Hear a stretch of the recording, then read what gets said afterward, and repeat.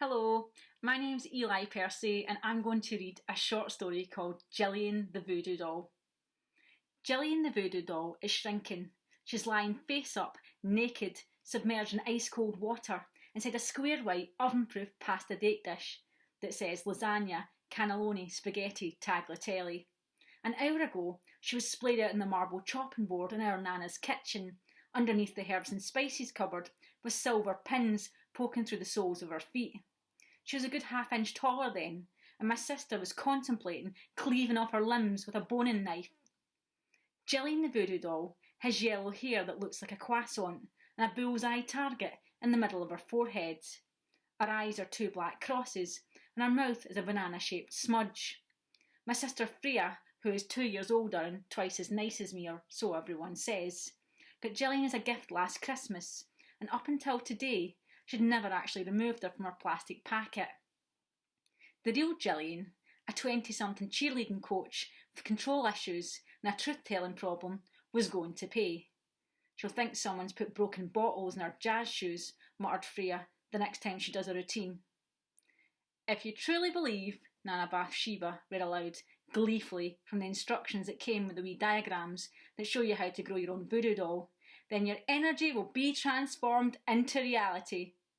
If you truly believe that, then the real Gillian is going to have more than sore toes.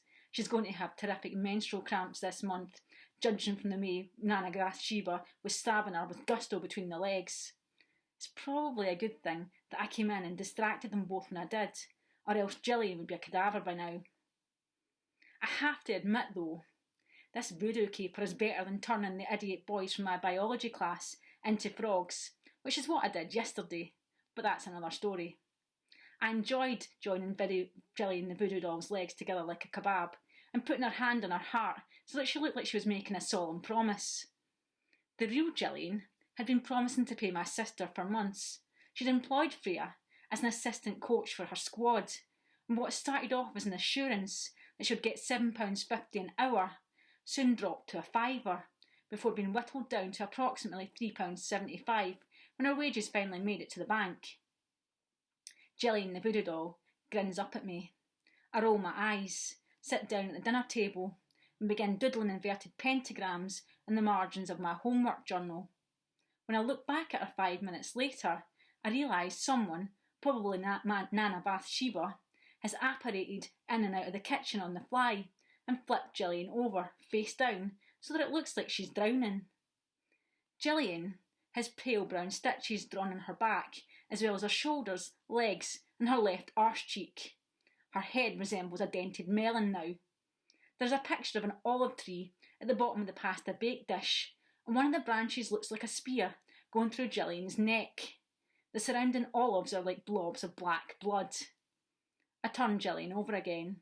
She's rubbery and firm, yet slimy. When I squeeze her between my thumb and forefinger, one of her arms pings back, and she splashes me. Cunt, I mumble, and I push her head down into the water and hold her there for several seconds. I'm glad Freya unleashed the voodoo doll. I'm glad she's finally realising what Nana Bathsheba has been telling us for years, that humans are the worst. Our mother, may she writhe in pleasure, didn't agree. She wanted Freya and me to have a normal life. She wanted us to go to school, get jobs, blend in with the mortals and marry into mortal kind, help put an end to feuding between our two species. Nana Bathsheba said OK, she'd take us and protect us in our hour of need, which she made Mum sign a proviso bound by blood that said she consented to us being taught the old ways. So here we are, 13 years later. Freya was understandably anxious about the wage situation. She's got a car and a mobile phone contract to upkeep, and her mortal girlfriend desires frequent outlandish gifts. Her fees for her own private dance classes are also overdue. Up until this morning, she hadn't received a penny from the real Gillian, unless you count the 10 quid cash in hand she gave Freya to put petrol in her car. But this was only because the real Gillian's sister, another self-entitled cunt, wanted someone to chauffeur her to the dance studio via the hairdressers, the beautician, and the nail salon. If that sister of yours took my advice and got herself another doll, skilled Nana Bathsheba as she slunk in behind me, then she could pin the two of them together and they could be voodoo conjoined twins. They could be joined at the bum, I sniggered. It might make it difficult for them to do toe touches or star jumps, but they could probably manoeuvre, so they still managed pikes. We could stand the voodoo dolls on each other's shoulders, and that would benefit them in the long run if they ever wanted to do pyramid stunts in one of their competitions. Nana Bathsheba nodded and smiled at me. I like your style, young Lilith. I grinned back. I've always known that I'm Nana Bathsheba's favourite. Last year, Nana took me to the World Cheerleading Competition in Dundee to see Freya compete. It was thoroughly boring, apart from the end when a fight erupted between two of the mothers, who both thought their preteen daughters' pom-poms were superior. I'm fairly certain Nana egged that fight on by invoking an extra helping of ill will, but when I asked her about it, she acted like she knew nothing. My sister is upstairs listening to a cheer mix. I can hear the lyrics. I don't fight, I don't argue, I just hit that chick with a bottle. This was the song she'd been performing with the B Squad kids. The kids the real Gillian couldn't be bothered with because she said they weren't good enough to compete. She told my sister to do something with them. In fact, she told her to do anything with them. And Freya, being Freya, a total sucker for sad cases, took on the challenge. She spent hours on the choreography. The kids were really excited, but they were also really crap. Some of them could hardly touch their toes. Nana and I both suggested using a little conjuring just to help them improve, but Freya acted like we'd cursed her or something.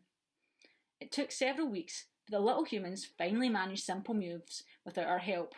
But then, the real Gillian, after seeing them dance for 30 seconds, suddenly pulled the routine and decided they were doing a Michael Jackson song. It's my sister's last day at college. She was meant to have classes this afternoon, but instead she's been on the internet looking for a new job. I've tried my best for that girl, sighed Nana Bathsheba, but she's your mother's daughter all over. I squeezed Nana's hand and said, You've still got me, Nana. Yes, Lilith, she smiled. Thank the darkness for that. It is nearly dinner time. There are 2 dead flies floating in the pasta bake dish, and Gillian the Voodoo Doll is no longer smiling.